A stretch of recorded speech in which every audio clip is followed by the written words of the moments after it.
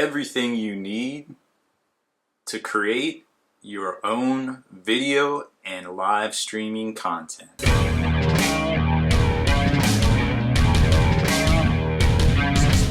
Spiky Bits.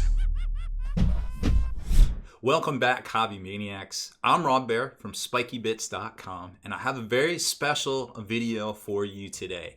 I am going to give you a look at what is behind the camera. We're going to break the fourth wall today as I show you each and every piece of equipment that I use to create all this content for YouTube, Instagram, Twitch, Facebook, all of the things all at once. But don't get discouraged.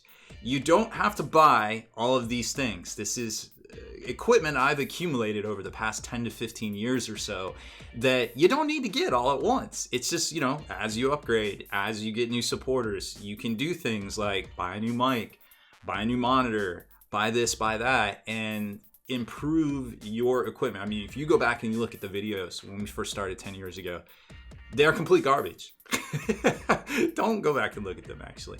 But we've gotten better and we've constantly improved. And now where people start out today, it's just such a more polished product, but there's so many moving parts with different things. So not only am I going to show you what all of the equipment is, as long as I can see it and I can remember it, I'm going to show it to you, but also just a brief overview of how you can actually stream and set up to do live casting and things like that. Just a very, very brief overview. If it's something you'd like to see more of, perhaps I can show you in a separate tutorial, but a lot of folks are like, how do you even do that?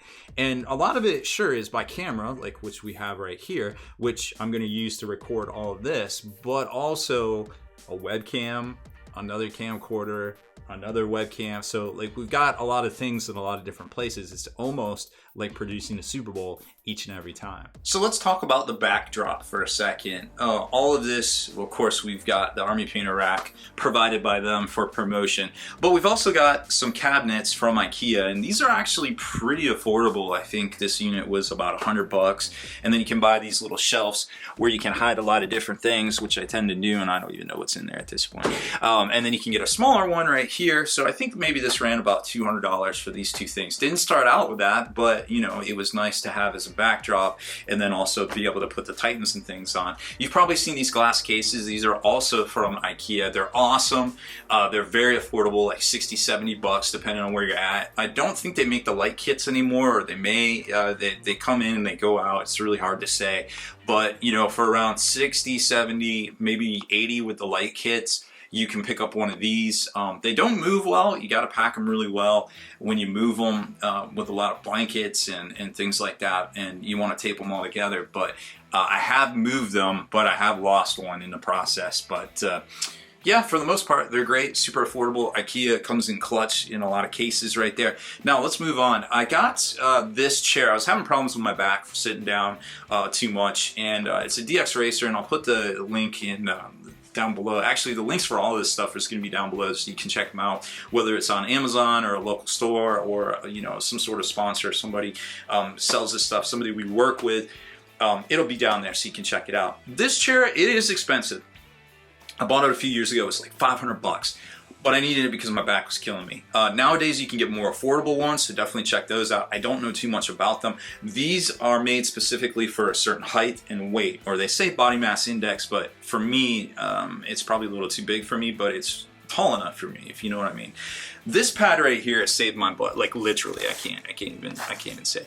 This is a purple pad, and they also make that bed that's like $1,000 too. That's really great on your back. But this particular thing, they have different ones. They're like $50 to $70.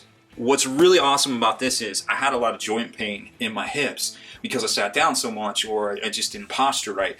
And what happened was, when I have this now and I sit down, I still take breaks and get up, but I don't have that pain anymore because I really wasn't paying attention. So if you sit down at a computer, you're going to want to get one of these pads. They're like 50 bucks. Some of them are more expensive, but they're great for truck drivers and things. And they say don't leave it in direct sunlight if you do put it in your car, because it'll melt. And actually, I'll show you the material. I don't have it right here. That is inside of this when we get over to my desk, because I use them as stress relief. What's really cool about this, and I just want to show you exactly. So this is a Eldar, Dire Avenger. Little Dire Avenger, right? I can actually, and I can't do it because I won't be able to show you on the camera, but I can actually put that on there. And if I sit on this, it will not break because this actually holds. And I'm going to push down. I'm pushing down. You can see my palm is fully depressed. I'm flat with this mat here. And this thing is going in, and it didn't even break it. Nothing like that. I've sat on this with my full body weight and it was fine. It's crazy. Now, I'm not going to say do that with all your miniatures.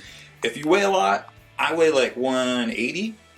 If you weigh more than that, you may crush something. I went ahead and grabbed the material that comes inside of it. So this is what it looks like on the inside of that little mat right there. And it's amazing stuff. It's really saved my butt, literally, for a number of years. I love it. Can't say enough good things about the purple pad. The bed as well is pretty much made the same from what I understand. It's super good stuff. So buyer beware, but let me tell you what, this has really done wonders for my posture and also my joint pain. But again, you know, if you weigh like 300 pounds, 400 pounds, I'm not sure how much it'll mitigate it, but just keep that in mind. I'm sure it'll help some. Starting at the bottom down here, I've got an HP printer. This is a wireless one. It's pretty good. I use it to print out a lot of my game aids and stuff. I'll put the link in there. But, you know, it's not something you super need. Most people don't even have printers anymore. Got a little calendar my girlfriend bought me for Christmas to keep track of all of my stuff. Standing desk, because I try to remember to stand up from time to time. And when I do stand up, I have a couple of little mats to stand on for when I'm streaming and doing tutorials, because they actually really help support, because unfortunately this is a tiled floor in here and it doesn't give a lot of support if I'm standing up. So I definitely need those. Got my computer desktop down there. This keyboard is really cool. It takes a little getting used to. JP Gray gave me this when we first met. He's like, hey, I have this thing, you might like it. And I'm like, okay, cool. I didn't think I'd like it at first, but man, it has really come on strong for me right there. And then getting up to the desk here, I got a little calendar, got my vitamins because I'm old, gotta have vitamins, some shot glasses for when the internet makes me angry. And then, of course, we've got our two monitors. Could go a little bit higher. Hey, there I am. Could go a little bit higher. There's actually a couple different arms that'll go on this setup right here, and you can go 4 monitors high, but I just didn't want to take up that much space in the office, but I definitely could. Here's OBS. We'll talk about that at the end a little bit more about how it all works. But basically, you can just flip through a bunch of different layers. This is the last layer I had up when I was streaming, so you can kind of get an idea of what it looks like for when we're streaming right there. Now, lighting. Lighting is a big issue. You can kind of see where I'm blown out. I'm a little too bright in this in the actual video here, because when I'm not streaming, I have this light off up here, this overhead light, because the webcams will actually pick up enough of me, the ambient light and stuff. So I don't have to worry about that too much, but because I'm using an actual video camera to kind of show you everything in here, I needed to put the overhead light on. I do use a little bit of fill light, which you can see right here. Those are relatively affordable. These monitors were super affordable too, believe it or not, on Amazon, I believe they were. I'll put all the links to that stuff in there. But again, this is all stuff you don't super need, but it's helpful when you have it and when you can upgrade and you can get more done in a faster amount of time and have more time off to work on your miniatures.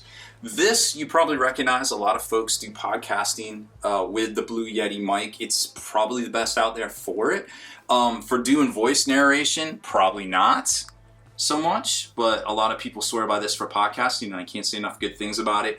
Then I have a little arm right here as well, so we can adjust it up. Like if I'm sitting down doing the podcast, I can pull it up, I can pull it down. I can actually switch, if I hold this, I can switch it over for when I do tutorials and painting things. I'll be right here, and I'll just kind of switch it if I'm talking over here, so we get the good audio right there.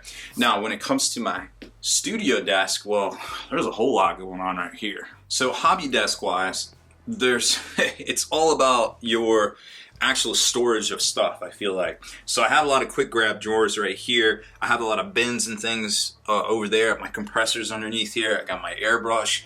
It's all ready to go. I've got my wet palette if I need it, my brush case, my rinse well, which I love this thing, believe it or not. I didn't think it would catch on and really be so ingrained into my workflow, but this thing is really dope and I love it, and I always fill it up before one big session. Gooseneck bottle right there for cleaning out my airbrush and just kind of having water on hand in general. I've got my Chinese to-go take out containers for cleaning out the airbrush, which I generally just kind of hang right here. And then black construction paper. It's about a 2x2, I guess, or it's 2 foot wide, and I just tear off a new piece, get a nice fresh piece when I'm doing a tutorial or something like that, and just have everything looking super fresh right there. This has obviously seen better days, but this is my air vent, my brush hood, whatever you want to call it. You can kind of turn it on and it just, you know, sucks in all the overspray and things, all the dust and particulates. A lot of times when I change this construction paper right here, I will just turn that on because it'll kick up a bunch of cat hair and stuff, and then of course it'll catch it, which is really nice. Over here I've got my hobby to go bag laid out on an artist easel. So this is from Creature Caster Slow Fuse. This thing is pretty dope, and then it will actually fold up together and go down here. There's my bag where I put that into when I want to go on the road. But for the most part, I just kind of have it laying out, and I kind of know where all my paints are that I use on a regular basis, and you just kind of quick grab them. And then I have little bins for projects. Like this was my Deathcore Horsies. So my War Horse, War Pony color mix was right here, so I have to re-rack that into this bin right here, so I'm good to go. Now, a recent addition here at the studio that I can't stop using like all the time is this Lab Genius mixing vortex mixer, which I used my Christmas money to buy it. It was like $100, I won't lie. But this thing is super fun, and I think it's the best one out there. So you just press down, and it literally like shakes up everything. It's so much fun to do. Sometimes you can kind of angle it so it gets like everything. It's just super fun. We're gonna do a whole tutorial on it, but man, it's probably worth the money, and it's super strong, and I busted 2 of the paint shakers in the past, so I don't care about spending a little extra money on that, especially if it's my Christmas money. Over here, what do we got? Wet palette things, normal stuff, just hiding miniatures to keep the cat hair off of them. I got a little project box right here. I've showed you these before. These are pretty great. You can make them a little tin and some magnetized base, some pre-magnetized bases from the Magnet Baron, but basically I can transport all my miniatures and I don't really have to worry about them falling or getting messed up and things as I work on them or convert them up or get ready to paint them right there. So these are easily transportable. Over here I just got some other odds and ends, flow improver, airbrush cleaner, glues, different buster brushes, and probably last but certainly not least, at least for this segment, will be these lights. And the lights, you probably don't, oh actually I see one more thing I need to show you. So the lights you probably don't need 2, but for getting down here and having like no shadows, probably need it for streaming. But one will probably do the trick if you have a good overhead light. I just bought the 2 and they've lasted me about 5 years now. As far as videos go, when I stream and when I do the YouTube videos, when I switch to the overhead cam, when you see my hands and stuff down here, this is actually a video camera as well. So we have the webcam, which is right here, but we also have a video camera, which is right here, because they tend to fight a lot, believe it or not. So I'll put this video camera in here. It's pretty affordable. It's like $150-ish, I think. I don't remember the exact price on it, and everything fluctuates anyways over on Amazon. So you're usually always getting a pretty good deal on the stuff over there if you can't find it locally, you know, so you can always scoop it up.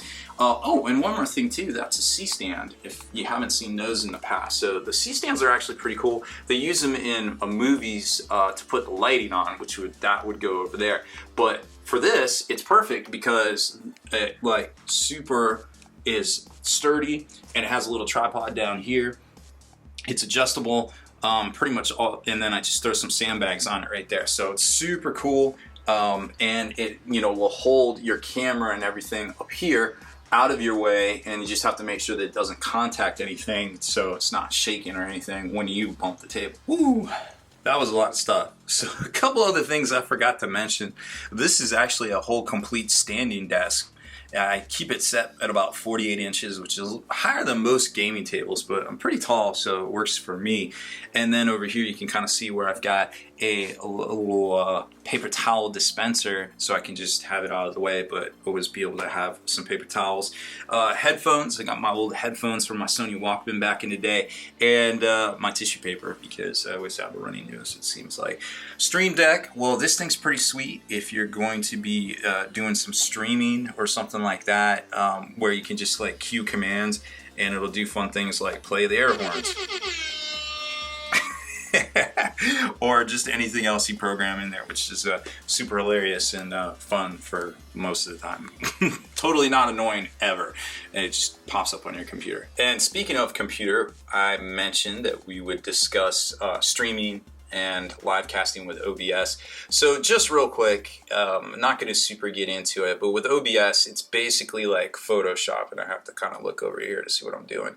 But you can set up a bunch of different scenes to do different things. Like for instance, right here, we have a, hey, oh, somebody's at the door, let me go answer the door. The start screen, which is like a countdown kind of clock, and then it's going to show the live picture from over by the chair that I just showed you guys earlier, which is usually where the cats sit. And you can add in different things and different layers. Like I have a countdown clock that'll play right here, and that's pretty neat. And then the outro and different things for when we're done with the show.